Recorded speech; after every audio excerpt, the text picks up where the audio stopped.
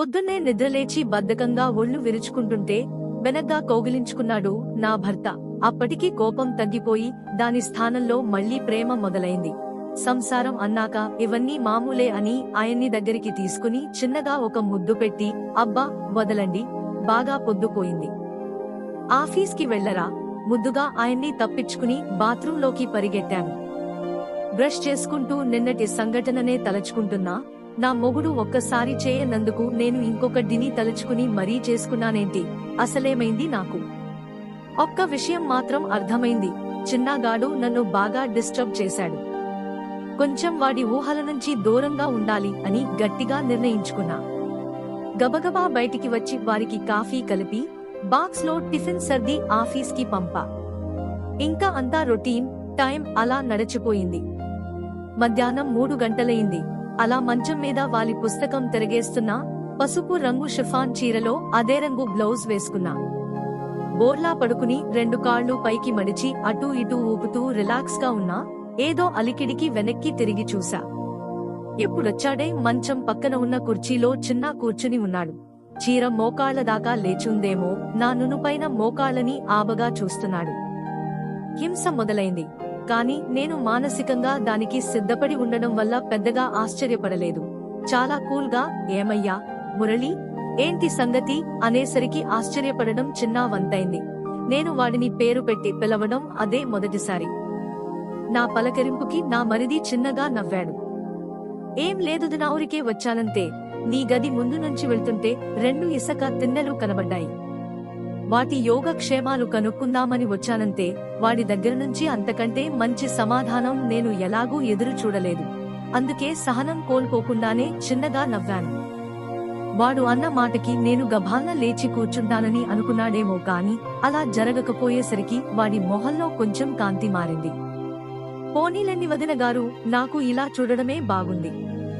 ఆ రోజు చూసినట్టు రోజూ చూడాలంటే మాత్రం కుదురుతుందా ఏమిటి అని కావాలనే పొడిచాడు మాటలతో. చెత్త జోకుకి నాకు నవ్వు రాలేదు. వాడిని పట్టించుకోకుండా నేను నా నవలలో నిమగ్నమైనట్టు నటిస్తున్నా. కానీ వాడు ఎక్కడెక్కడో కళ్లతో జుర్రేస్తుంటే చికాగ్గానే ఉంది. ఏది ఏమైనా నేను వాడితో ఈ పిల్లి ఎలక ఆట వదిలేది లేదు. మహా అయితే ఏమి చేస్తాడు? నన్ను అక్కడా ఇక్కడా టచ్ చేసి ఆనందపడతాడు అంతేగా. నాకు ఇష్టం లేకుండా నన్నైతే చేయలేడు కదా, అదే నా మొండి ధైర్యం. ఉన్నట్టుండి మా అత్తగారి గొంతు వినబడేసరికి ఉలిక్కిపడ్డా.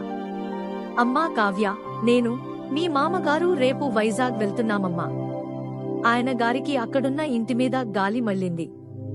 ఒక్క నెల రోజులక్కడ ఉంటే కాని ఆయనకి మనసాగదనుకో. ఆవిడ చెప్పిన మాటకి నా గొంతులో పచ్చి వెలక్కేయపడినట్టయింది. ఉన్న వీళ్ళిద్దరూ వెళ్లిపోతే ఈ చిన్న గాడిని పట్టుకోవడం చాలా కష్టం. అందుకే వెంటనే అందుకున్నా, అత్తయ్య గారు, మీరా పెద్దవారు అలా ఒంటరిగా ప్రయాణాలు మంచిది కాదు కదా. చిన్న ఎలాగో ఖాళీగానే ఉన్నాడు, అతన్ని దింపమనండి చిలిపిగా చిన్న వంక చూస్తూ అన్నాను. నా కళ్లలో చూసావా ఎలా దెబ్బ కొట్టానో అన్న భావం. కాని నేను హించనట్టు సమాధానమిచ్చాడు చిన్నాగాడు. చెప్పానా అమ్మా, వదిన కూడా అదే మాట అంటుందని నువ్వు విన్నావా? నేను వస్తానంటే ఒప్పుకోలేదు. ఇప్పుడైనా అర్థమయ్యిందా? అంతేలే, నా మాట కంటే వదిన మాటకే ఎక్కువ వాల్యూ కదా. మారాం చేస్తున్నట్టు అంటున్న వాడి మాటలకి నాకు మతిపోయింది. వాడు నా వైపు దెబ్బకి దెబ్బ అన్నట్టు చూస్తున్నాడు. చిత్రంగా కళ్ళెగరేసి ఎక్కిరిస్తున్నాడు. నాకు చిర్రెత్తుకొచ్చింది. ఏది ఏమైనా వీడు వైజాగ్ పోతే సరి, పీడా పోతుంది అనుకున్నా. నవ్వుకుంటూ బయటికి పోతున్న వాడి ప్లాన్ ఏమిటో నాకస్సలు అర్థం కావడం లేదు. బహుశా వాళ్ళని వదిలి వచ్చాక నా పని చూద్దాము అనుకుంటున్నాడేమో. అప్పటికి ఇంకో ప్లాన్ రెడీ చేయాలి అనుకున్నా. అందరం భోజనాలకి కూర్చున్నాము. మావారు స్నానం చేసి వచ్చి కూర్చున్నారు. నాకు ఒక పక్క, మావారు ఇంకో పక్క, మరిది ఎదురుగా. అత్త మామలు రోజూ అలానే కూర్చుని కలిసి భోజనం చేస్తాము. వడ్డన బాధ్యత నాదే. అన్నం వడ్డించి అందరికీ కూర వడ్డించి నేను నెమ్మదిగా తింటున్నా. వదిన గారు కొంచెం ములక్కాడల పులుసు వెయ్యరా, చాలా వినయంగా అడిగాడు. అతి వినయం దూర్ధ లక్షణం అని మనసులో తిట్టుకుంటూ బయటికి మాత్రం నవ్వుతూ అలాగే మరిదిగారు అంటూ పులుసు వేయడానికి కొంచెం వంగా పులుసు వేస్తుంటే నెమ్మదిగా గొణిగాడు. వదిన లోపల బ్రా వేయలేదా పాపం, అవి ఊగిపోతున్నాయి. ఒక్కసారి ఒళ్ళు జలధరించింది. లాభం లేదు, ఇవాళ ఎలాగైనా నా భర్తకి చెప్పాల్సిందే అనుకున్నా. భోజనాలు ముగించి పక్కల మీదకి చేరాము. మనసు బాగుండక ఫాన్ వంక కన్నార్పకుండా చూస్తూ పడుకున్నా నా నడుం మీద మా వారి చెయ్యి నెమ్మదిగా కదులుతోంది. ఆయన వెళ్లలో ఏదో మహిమ ఉంది. నడుం మీద సమ్మగా రాస్తుంటే పైన బిగువెక్కుతున్నాయి. ముచికలు నిగుడుతున్నాయి. నడుం మీద పాకుతున్న మా వారి చెయ్యి నెమ్మదిగా నా కుడి స్తనం మీదకి వచ్చింది. జాకెట్టు మీంచే నా చెన్నుని సుతారంగా రాస్తున్నారు. ఆ రాపిడికి నా కళ్ళు మత్తుగా మూసుకుంటున్నాయి.